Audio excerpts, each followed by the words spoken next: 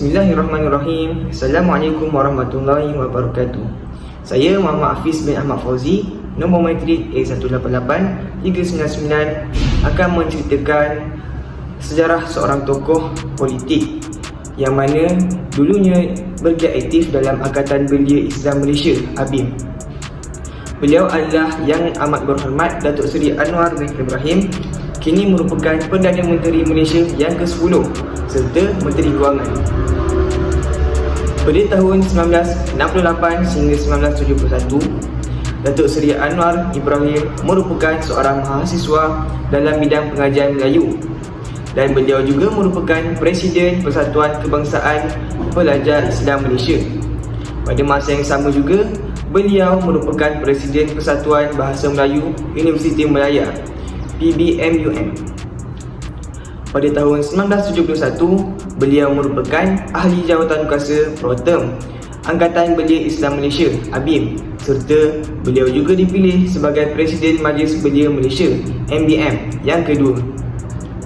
Pada persidangan ABIM yang pertama, iaitu pada tahun 1971, beliau telah dipilih sebagai Setiausaha Agung di bawah kepimpinan Profesor Dr. Ustaz Razali Nawawi sebagai Presiden ABIM yang pertama. Kemudian pada tahun 1974 pula, Datuk Seri Anwar Ibrahim telah dilantik sebagai Presiden ABIM yang kedua. Sebagai anak muda yang bersemangat ketika itu, beliau terlibat secara aktif dalam program ABIM yang memfokuskan kepada pendidikan, kebajikan sosial, pembangunan masyarakat dan pendekatan progresif terhadap Islam. Anwar Ibrahim menyokong inisiatif ABIM yang bertujuan meningkatkan akses kepada pendidikan untuk anak muda.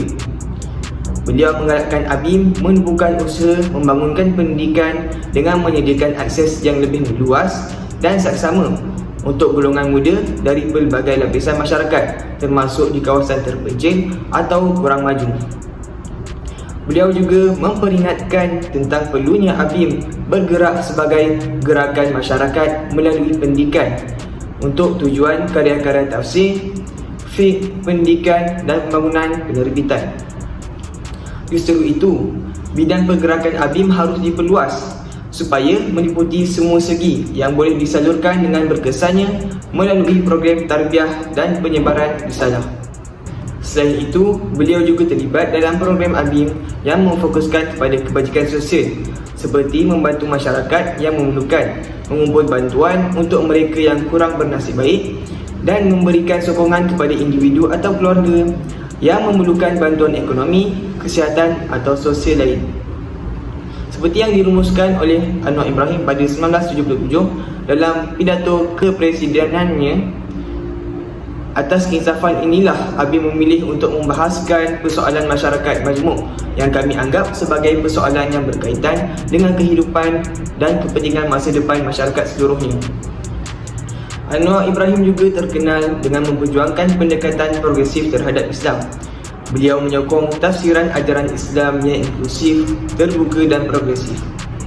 Melalui ABIM, Anwar berusaha untuk menyebarkan pemahaman yang lebih luas serta membawa pendekatan yang sederhana dan merakyat.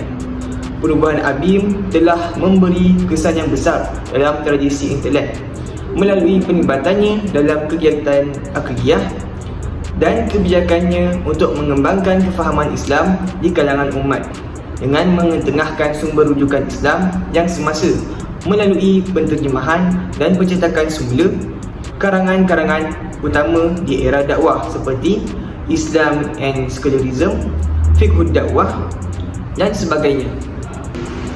Beliau turut menzahirkan peranan ABIM sebagai pergerakan yang penting dalam mempertahankan nilai akhlak, moral, intisari dan maksud dari syariah Islamiah.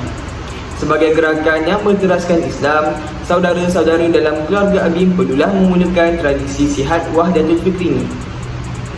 Tidak harus diizinkan sesiapa jua dalam ABIM untuk menjadikan ABIM sebagai batu loncatan untuk kepentingan peribadi atau golongan selain daripada Islam.